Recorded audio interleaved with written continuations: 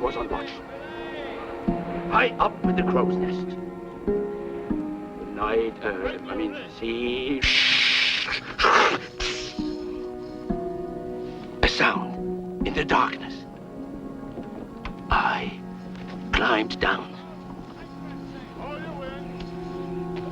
I slid along the boards, and there he was. Immense. A Saracen. 3 times my size, I swear on my... He jumped on my back. I feel his iron grip around my throat. Avast! I keep him.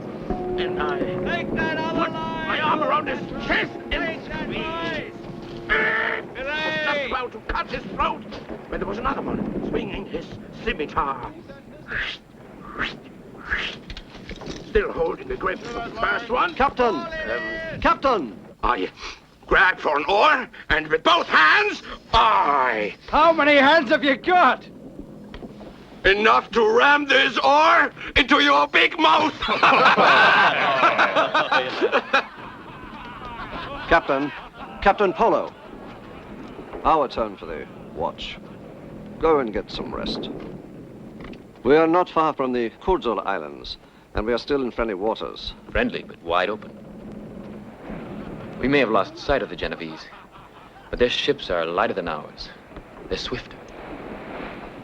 They could catch us at any time. We should try to reach Kurtzula as soon as possible.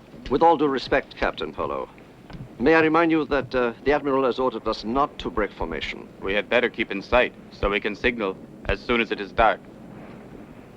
Well, keep your eyes open. Run that line out. And may St. Mark protect us. Haul it in! Port side. Lighter. Let it down. Take the port up.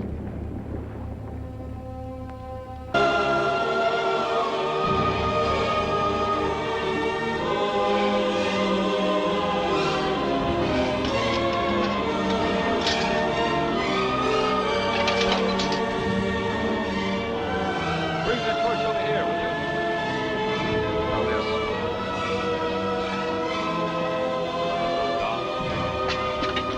This dish they've cooked up must be some venison. And then...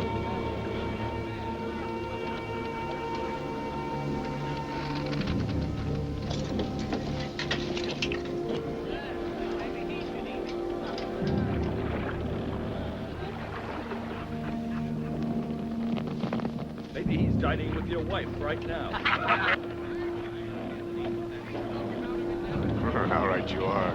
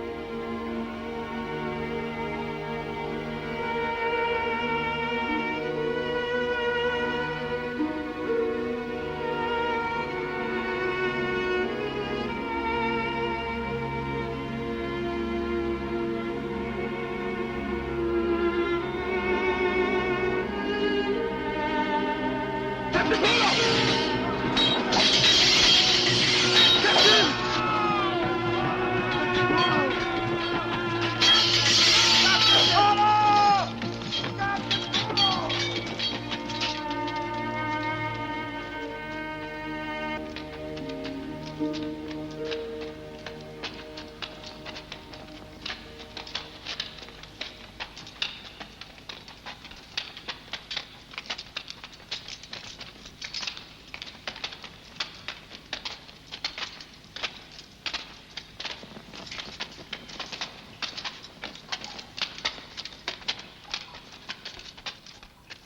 is Marco Polo the Venetian. We have allowed no one to come near him since Brother Philip began interrogating him.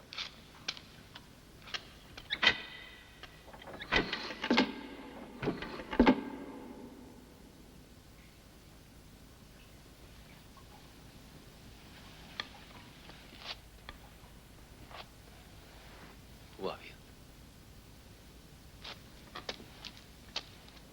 Who are you?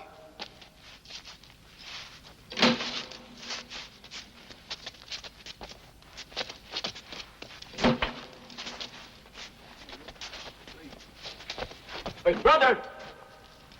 Brother, help me! Listen to me! I've answered your questions! I can prove everything! In the name of God, listen to me!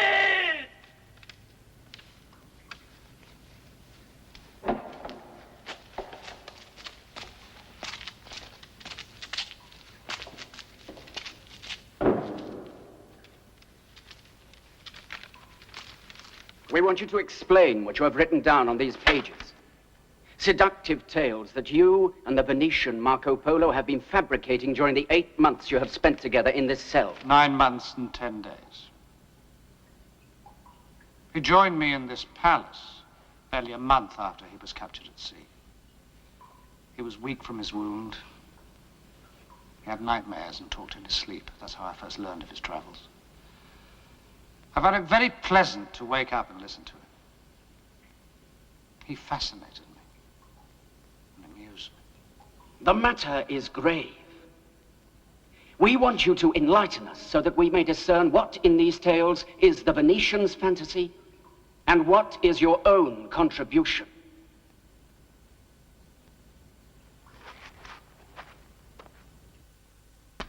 That would be easy if he was still here.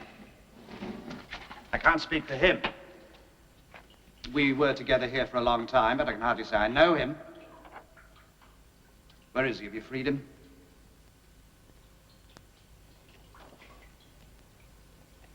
Messer Polo shall not be set free until we are satisfied that he is not guilty of spreading dangerous lies concealed as the truth. What Captain Marco says is the truth. He's a good man, and a good traveler on land and sea. What can be wrong with traveling? He was removed from this cell to be granted solitude and quiet. So far, his answers to our questions have not helped us to resolve our doubts. We wish him to clear his mind, and indeed, tell us the truth. You are from Pisa. Yes, I am from Pisa. My name is Amadeo Rustico. My friends call me Rustichello. Taken prisoner in the first of these trade wars some 10 years ago. This robe I'm wearing was as new then as yours is now. Some generous monk gave it to me when he came to take my confession and cleanse my soul. Smelling it now, I would say it hardly had the odor of sanctity. A Pisan and a storyteller. Writing is my trade.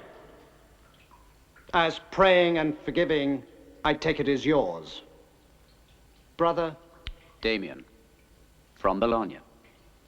And of course you know Brother Philip from Genoa. We both belong to the Order of St. Dominic. Your order, my disorder.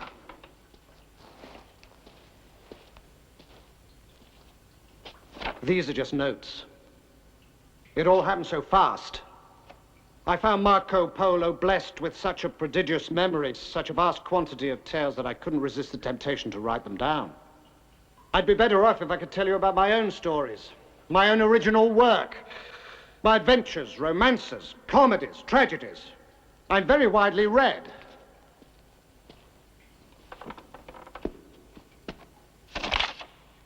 There is enough, it seems, in what you have written here, Messer Rustichello, to cause serious concern amongst those of us whose duty it is to be constantly on guard against the propagation of ideas and tales that could pervert the mind of the reader.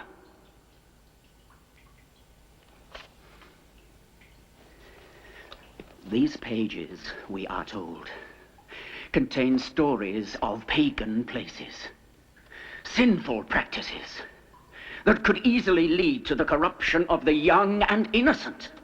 These pages contain only what he told me. I have never been where he claims to have been. I'm not a merchant or a traveler.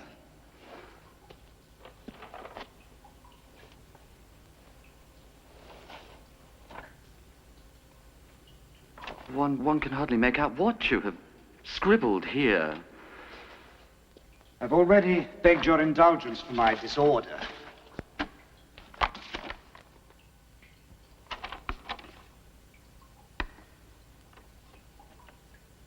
Too much water in the ink. The feather of a sick goose.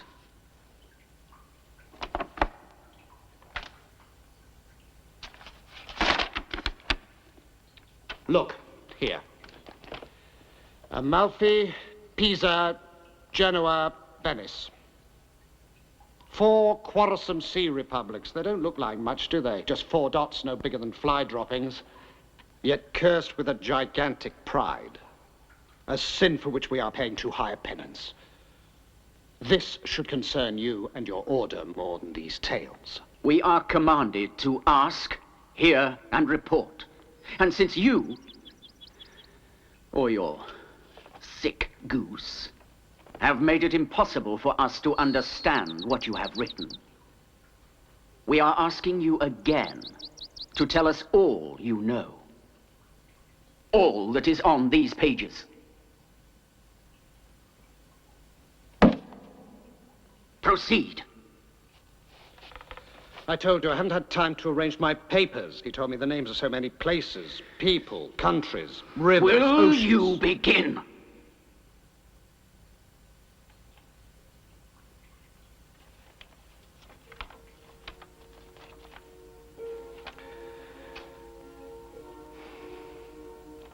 It all began in the year of our Lord, 1254, when Marco Polo was born in